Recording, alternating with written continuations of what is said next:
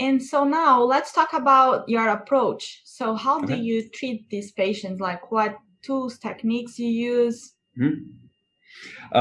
So that's been such a great question, and that continues to evolve. And that's what's beautiful about working with that population and seeing the more and more become educated, figuring out how best to use the tools to interpret the information.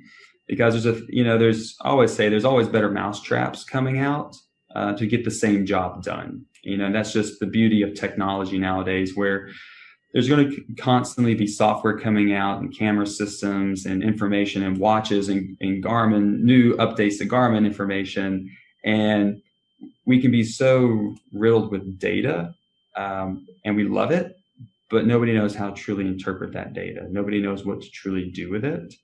And that's where I think a lot of the art comes in. So when I work with somebody and they contact me, I usually try to jump on a phone call with them, which is now being in private practice, giving me the ability to block off 20 minutes, 30 minutes on a phone call before I even see the person. So I can to even determine, am I the right person for you?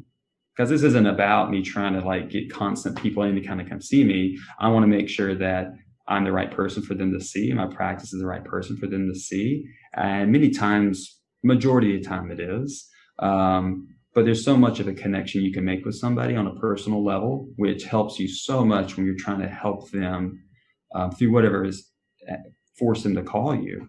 But discussing them and getting an idea and a glimpse into what the nature of the call is. And somebody contacts me, it allows me to determine then when I set that appointment time up, how much time do I think is going to be needed for that first appointment.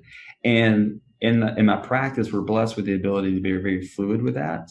So a gentleman that contacted me the other day who came out of a half Ironman distance 2 weeks ago and was suspicious of a lateral foot problem on the outside of his foot, and knew that was going to be a very simple assessment. And as we discussed on the phone for 20 minutes, which was a lot of my history taking anyway, I blocked off 30 to 45 minutes with him and screened him for a stress fracture and advised him on that, versus a young man who came to see me he's a high level high school runner. I blocked off 2.5 hours with him. And so that assessment looks different, because talking with him on the phone, knowing how deep do I need to go with this person is going to be different. And I need to capitalize on that. And when somebody comes to see me, I spend a lot of time getting to know that person and talking with that person, and not rushing through my history taking, and having a real conversation, where I keep a marker board, a whiteboard on my wall. And what I typically do is we outline a timetable from when they entered their sport and their entire medical history. We write it out together.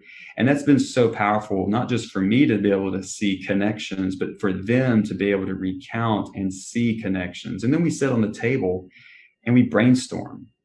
And so that's many times where I say, listen, I'm not the doctor in front of you telling you what the problem is and what you're going to have to do.